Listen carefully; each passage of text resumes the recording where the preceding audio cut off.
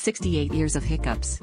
Someone hiccuped nonstop for 68 years, longer than most people spend working their entire lives. Meet Charles Osborne, the man who holds the world record for the longest hiccuping spree ever recorded. It all started in 1922, when Osborne took a tumble while trying to weigh a hog on his farm. From that moment, his body just wouldn't stop hiccuping, sometimes up to 40 times a minute.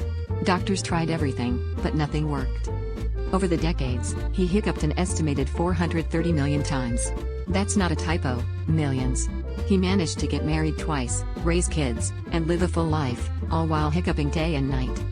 Then, as mysteriously as it began, the hiccups stopped. After 68 years, Osborne finally found relief, just 1 year before he passed away.